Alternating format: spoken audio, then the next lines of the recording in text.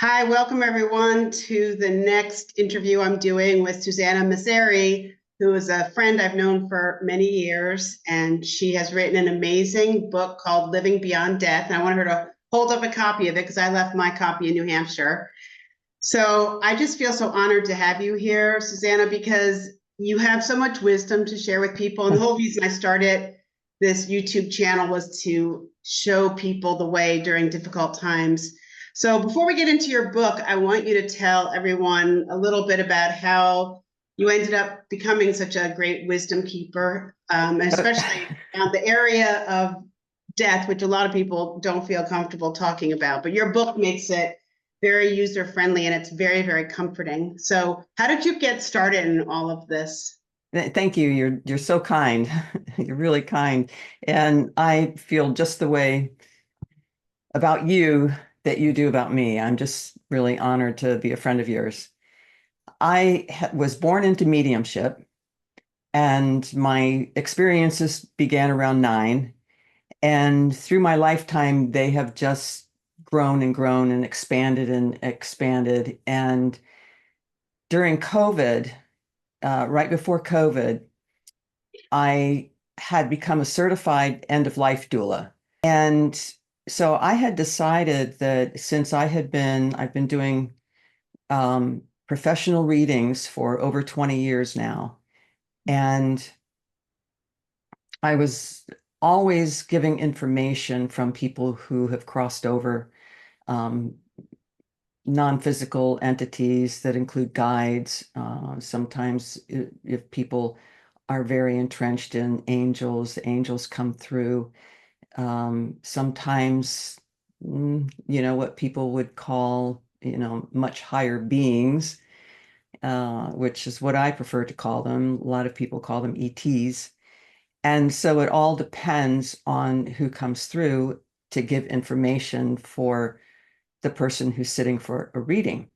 Mm-hmm. And I I consider my readings soul readings, and that I get to the heart of things, just like you do with your astrology readings, which I was fortunate enough to have two of.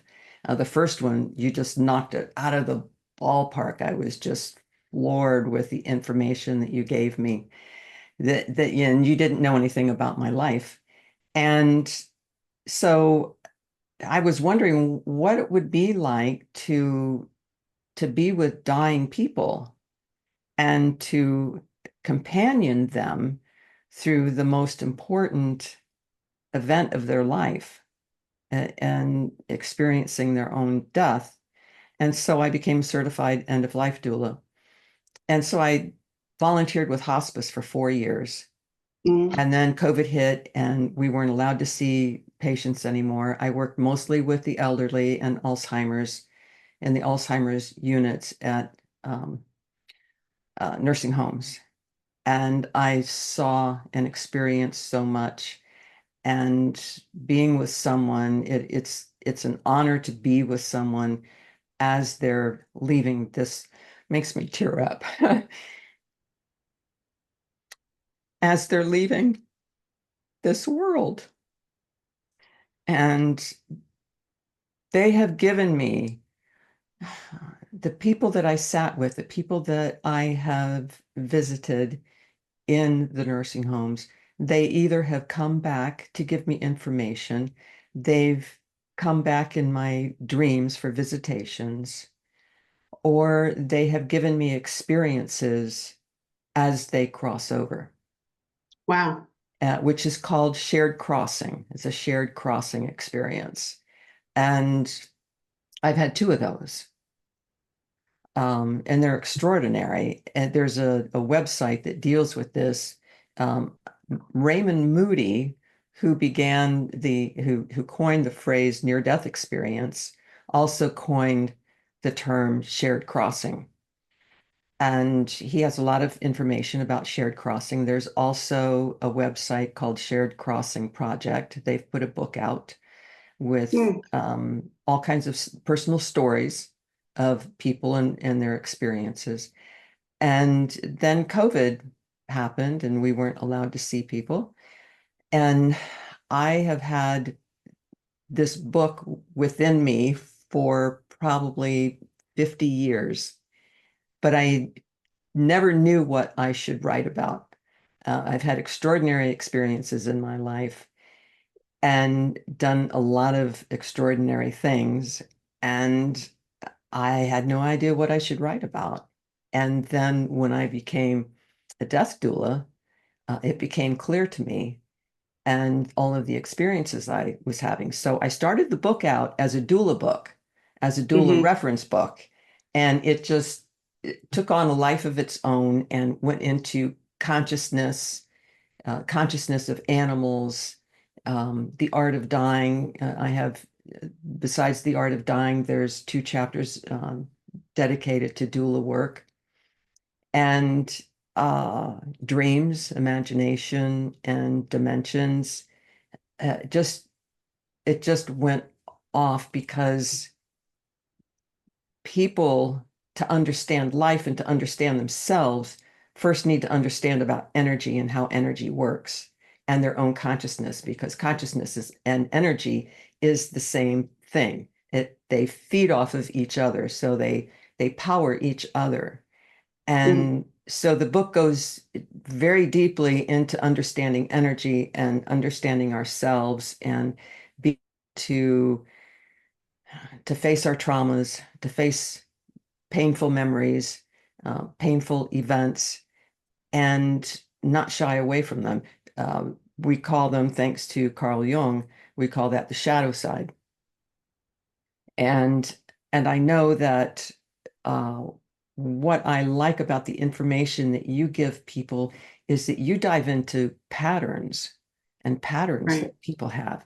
And I love that because there are all kinds of I'm getting goosebumps talking about that. Mm. It's we repeat patterns. There's patterns that we're not aware of. The universe has patterns, and I when I've listened to you on podcasts and talking about your astrological readings, and you go into patterns, it's very, very important to understand our own patterns. Right, but what you do in your book is that you give people an introductory guide to understand that this world that we live in, it has a system and there is an order to it, and Mhm. everything has a design, including death and how Mhm. people. Can you explain to people who think that when they die that that's it, that there's nothing more? There are a lot of people who think that. There are a lot of people who are terrified of death. Yes, What can you tell yes. people just during this interview that might give them some comfort, other than reading your book and learning all about it? But They, we all come into this life with a design and we make agreements and I don't like using the word contracts mm, because there's always change that's happening. And so with free will, we have the ability to change any pattern. We have the ability to change any agreement. Um, we also have the power to change the trajectory of our own death. But this happens on a very, very, very deep, unconscious and subconscious level. This is not a conscious choice. So I'm going to change the way I die. You can set yourself up for your perfect death. And I give you an exercise on how to do that. And um, people may say, well, that's ridiculous. You can't, only God knows how you're going to die, and so forth. What you can do is you can, instead of imagining the worst, is to imagine the best and what your perfect death would look like. Would it be dying in your sleep, in the arms of a loved one? Would you like to have time to take care of all of the necessary things and to say goodbye? You can practice this, and there's no harm in doing that. It's better to think that way than to think doom and gloom and I'm going to be so ill and I'm going to lose my mind and And, just stay away from the negativity. So we come into this life with a design. We choose our circumstances, we choose our parents, we choose challenges. I don't like using the word lessons. I prefer using challenges instead, because when you think of lessons, it's like, some people think about karma and karma's going to get me. I go in deeply into what I believe karma is, and it's not what most people believe it is. And I can give an example of a reading that I did. I actually did 3 readings. I was involved with a church here in town, a metaphysical church, and I wasn't involved with the church. I just was asked to come to do their psychic fairs. And so I think I did that 3 or 4 times. And I saw the same woman each time I was there. And each time she was very concerned over her husband, because her husband was an alcoholic and died of alcoholism. And he was an atheist, and she was very concerned about him. And with each reading, he gave her a little bit more information. Every time he said he was fine, he was fine. In the 3rd reading that I did with her, and he came through, he explained to her that being an atheist, he thought he was not going to exist anymore. That was his belief system, that was it. Once you die, you disappear. And he was explaining to her that when he died, he was, because of his belief, he found himself in nothingness. And he stayed in this nothingness for whatever period of time, because there's no time on the other side. Not like our time. 40 years our time could be 3 seconds in their time. They have no time. So he was explaining that he was in this nothingness. And all of a sudden he realized he was still alive. And then his reality completely changed. And everything came flooding in for him, his life and what he could do with his life. And it was, sometimes I feel like I get more out of a reading than the person does, because I get all of their feelings. I get their thoughts, because everything is telepathic. So I get their feelings. I can get physical feelings, like if someone um, died of a gunshot wound, I might get pain, in the head or something, or if they had a brain aneurysm, I would get an extreme headache right in that area of my head. So there's physical sensations. So there is nothing to fear death. Death itself is not painful. The physical body may feel pain, but there is no pain in death itself.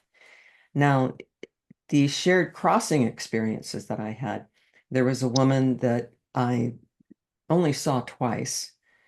She had Alzheimer's, had it for years. She had a very hard life. Um, Her jobs didn't pay very well. She had 1 son, and she was very frail, and she was contracting her body. Her muscles were contracting. She was extremely thin. And whenever I went in to see her, she would kiss my hand and blow kisses to me as I was leaving. And I just sat there and talked to her, and she just, instead of talking back or mumbling or anything, all she did was kiss my hand. So when I sat vigil, she was my very first vigil, when I sat vigil for her.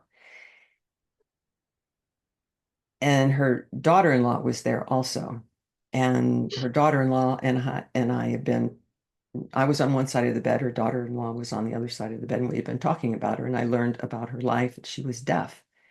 And she had come to that through age, and she couldn't at the time afford hearing aids. So she learned to read lips. Oh. And so when she took her last breath, she took me with her as she crossed over, as we call it. And it was the most extraordinary experience. She reverted back to the age of 12, where she was in complete health. She had bad knees, so her body was in perfect health. 12 years old, you don't have responsibilities that adults do.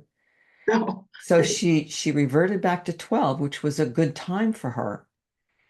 And she was running through this field of yellow flowers. Now, there were flowers that I recognized, and there were flowers that did not come from this dimension, did not come from our world. And there were mountains in the background. There was forests on either side.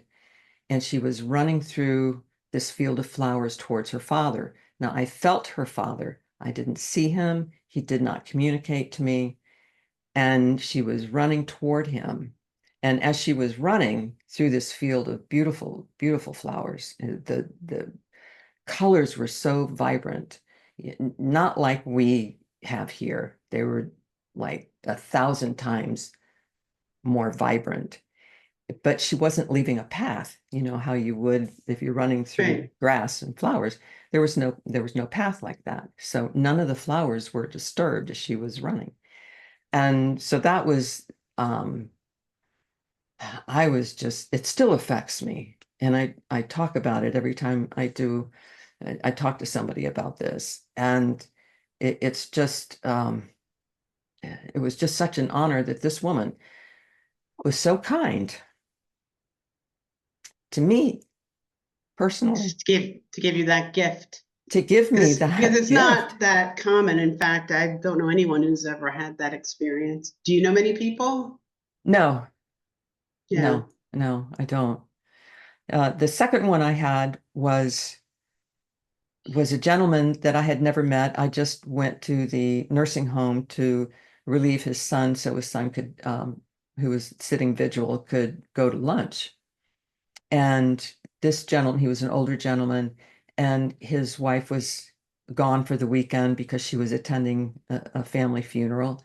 Mhm. And uh, he he had just, when I went there, he had just had a bath, a bed bath. They had changed his clothes, they had shaved him, and he was very comfortable. And so his son had left for lunch. And um, when I talked to the gentleman, he was unconscious. He was not conscious, but unconscious people can hear you. They still can hear you. And so I was talking to him and I told him, I said, your wife has gone for the weekend to another family funeral. She will be back here to see you on Monday. And your son has gone to lunch. And my name is Susanna, and I'm sitting here with you to keep you company while he's gone. After I said that, he immediately went into the dying process where they do the rapid breathing. Mhm. And um, it was almost like, I don't want to say permission, but it was almost like he felt that he could die alone. And there are a lot of people that would prefer dying alone because they don't want to traumatize the family, or they're just stubborn. Mhm. And I've seen people over a 2-week period say, do energy work and give them permission, give the person, aromatherapy, massage therapy, it's okay, you can go to the light.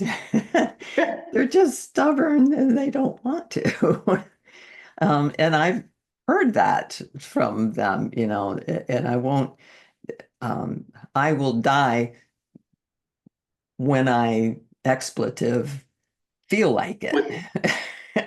So, so anyway, this gentleman, um, I had called the nurse, who was a hospice nurse, and she was there in the nursing home that day.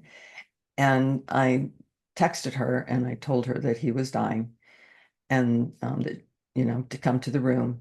And so he had passed. He had taken his last breath.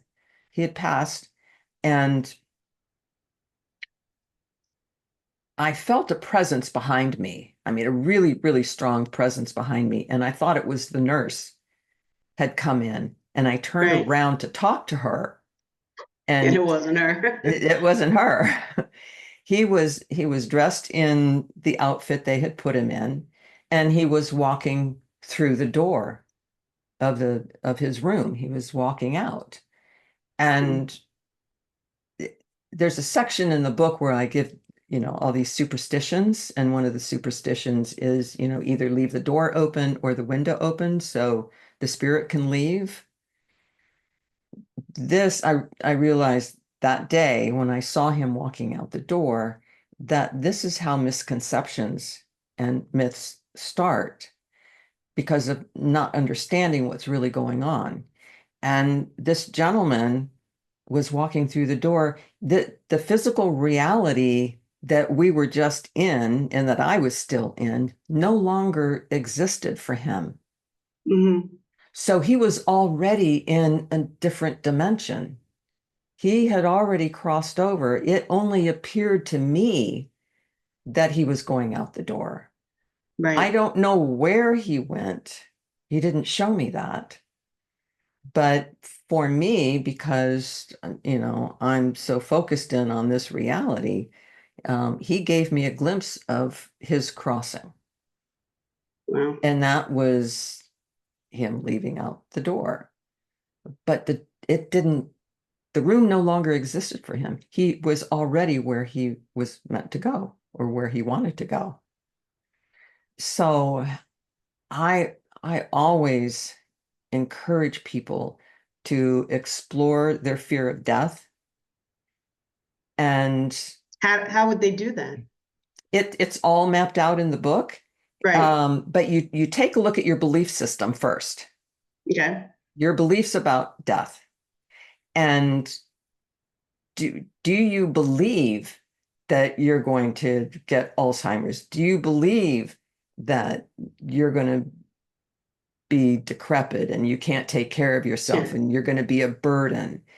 Take a look at those feelings, take a look at those things. And everyone, we have free will. We have amazing power within us to create our reality. And we do this, we create our reality with thoughts, feelings, um, beliefs, and imagination. And some people choose that we don't have control at all. I also don't like using the word control. I like using the word command. It's like we need to have more command of our emotions. We need to have more command over how we believe. We need to have more command over our thoughts. And this is not to say that we need to control ourselves or to be um, checking ourselves with every single thought. Don't burden yourself with that. Live your life, and live it to what you believe is your fullest potential. And there is nothing but peace and love that's waiting for you. I've seen it through the readings. I've had personal experiences, transformative experiences. I've had a glimpse. I haven't ever had a near-death experience, but I have had experiences where I have seen some of the same things that people have seen during their near-death experiences. And it's extraordinary. We are just a portion of our true selves who is here in a physical body in this game of life. But we all play roles, and we are here to not work out any karma, not to learn lessons, not to do this. We make choices about what our challenges are going to be, and we're here to learn about energy, and we're here to learn about ourselves and how there's just so much more to who we are than we believe. And we are just a sliver. And I promise everyone this, we are saying just a sliver of who we truly are. And everyone is what I would call ancient. You are timeless. You are absolutely timeless because there is no beginning to you and there is no end to you. And your consciousness, and I'm getting choked up with this, your consciousness survives physical death. And it's extraordinary. Do you think that we all come back, or are there some of us who don't have to come back? There's free will again. You don't ever have to come back. You are never forced to come back. But I do firmly believe in reincarnation because how I explain things to people in my readings is especially about family dynamics. So as a family, let's say, take your family, um, large family, small family, whatever it is, and the dynamics of your family. And imagine a cluster of grapes, and we come in with a cluster of lives where we might have several lifetimes within the same family, but we exchange roles. Okay. Like next time my son might be my mother. Mm-hmm. We all change roles because we're helping each other. And that's the extraordinary thing. The message is always about love, and it's always about growth, and it's always about helping one another. And so we take on different roles in a family dynamic to have certain experiences and certain challenges. And then once that cycle is over, then who knows what comes next. I'm very into listening to my dreams. I've always been a prolific dreamer. I've always had people coming to visit me in my dreams. I've had premonition dreams. And this one dream I had, this was years ago, and I found myself in a different dimension. And if you pay attention to your dreams, you can realize when you are dreaming and you are in a different dimension.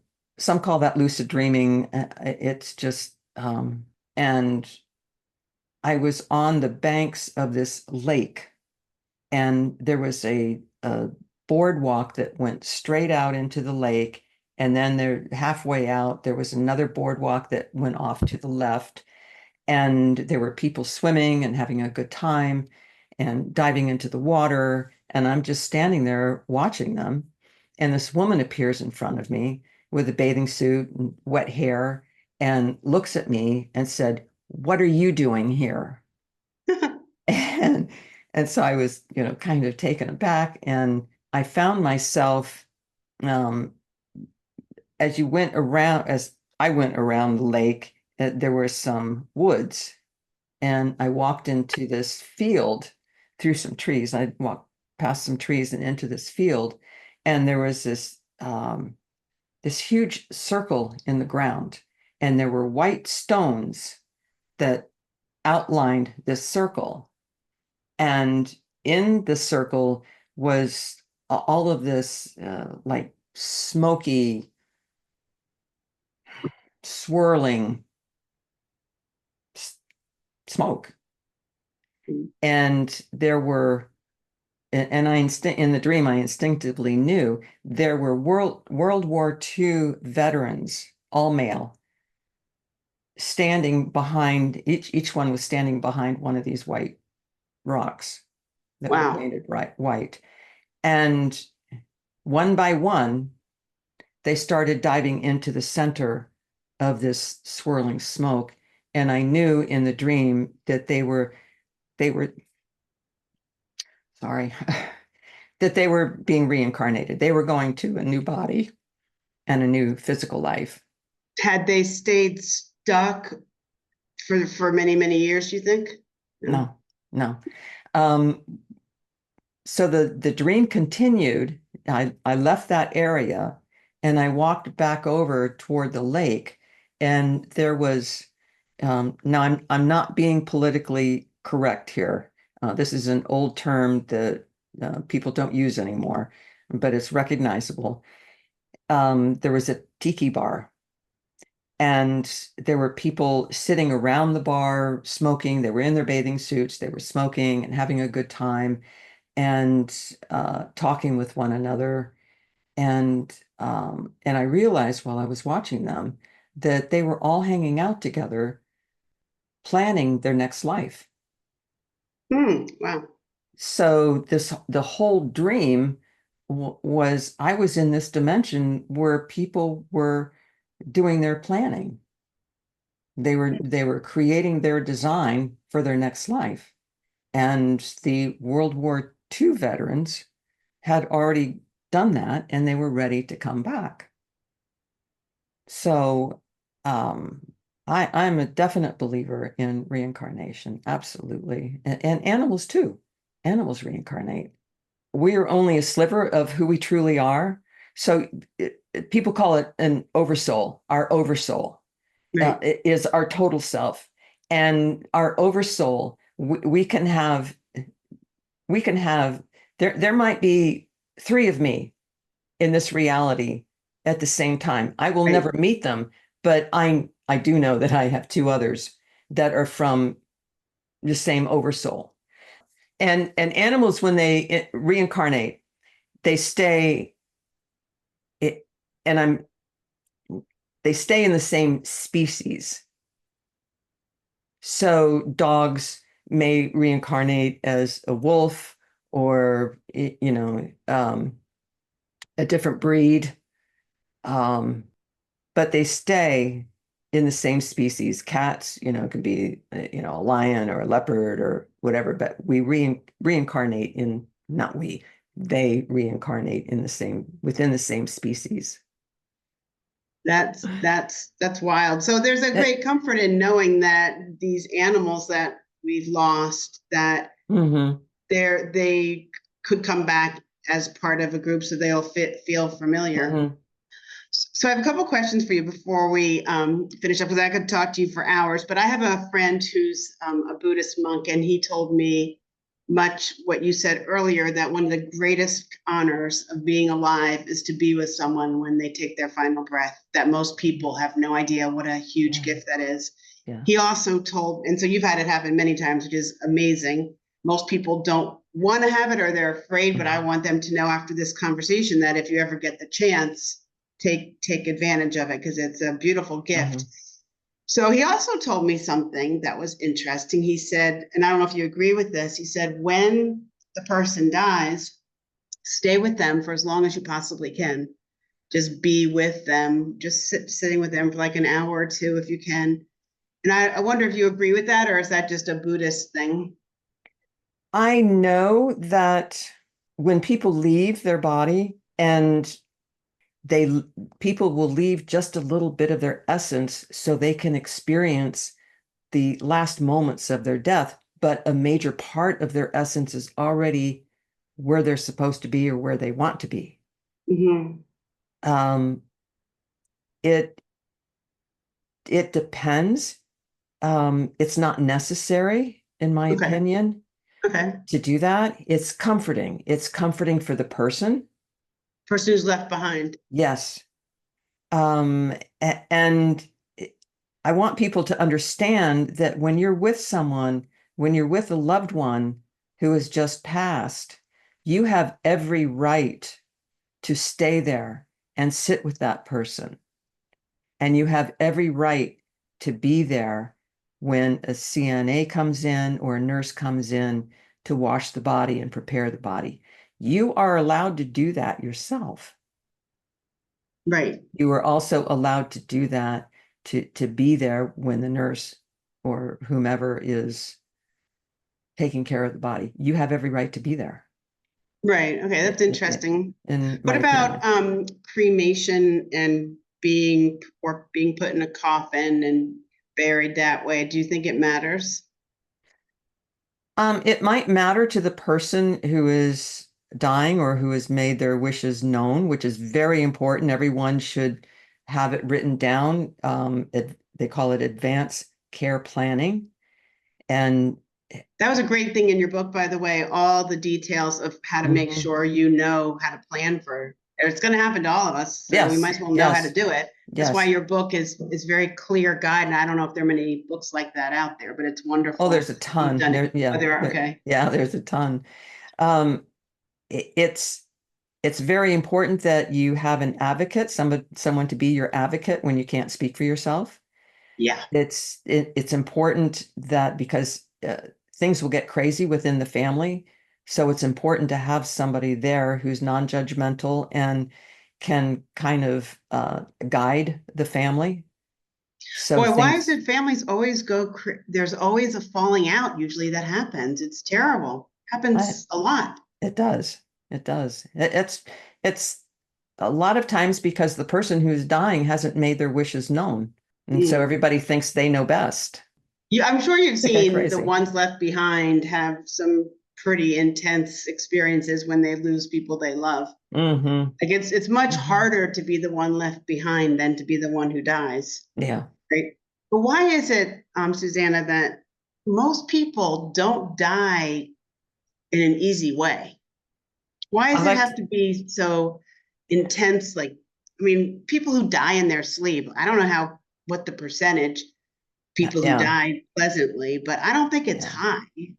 yeah. It all for me and through my experiences and my perceptions, it's because of people's beliefs. Now, I'll give you a short example on a woman that I sat vigil for, and at hospice we were on 4-hour shifts. So I had been with her twice that day. And I was with her for 4 hours in the morning, and then I was with her 4 hours at night when she passed away. It was sometime after 8 o'clock at night. And during the entire day, she was fighting to get out of bed, and nobody could keep her down. They gave her morphine, they gave her um, the anxiety medications and Mhm. anti-nausea and nothing worked. It was like nothing worked, and all she did was fight until about the last 10 minutes. And so, with information that I received after death, after her death, was that she believed that's what she was supposed to do, that she was supposed to fight death. Oh, okay. And so people really have to take a look at their belief systems, and they have to really dive in and take a really close look at how you believe. And,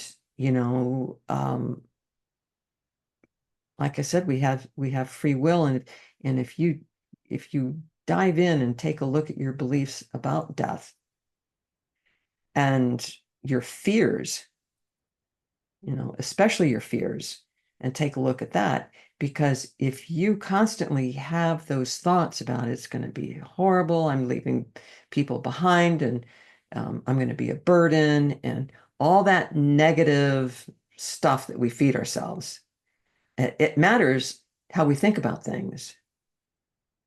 Well, that's a huge tip for people because my mom always used to say, I just want to die in my sleep. And I said, Mom, very few people are that lucky. And I was trying to tell her, be realistic. And you know what? She managed to die watching TV after having a great night out with all her girlfriends. So she did it. She's proving Yeah, exactly what you said. yeah, She had it in her mind that that's yeah, what she wanted, yeah, and that's what happened. And I was obviously the one who I need to work on my attitude around death. Obviously, I see most people not dying terribly well. So I'm going to be like my yeah, mom, start saying, yeah, no, I'm going to yeah, go out love in a lovely way. yeah. So listen, how do people get a hold of you if they want to have a reading? Uh, my website is www.mediumunplugged.com. My email address is sue@mediumunplugged.com. And so about once a month, I think it's worked out to be once a month, we put up a video on all kinds of subjects. and the person that speaks through him tells people about life and energy and how to create reality. And so my YouTube channel, just search Susanna Massari.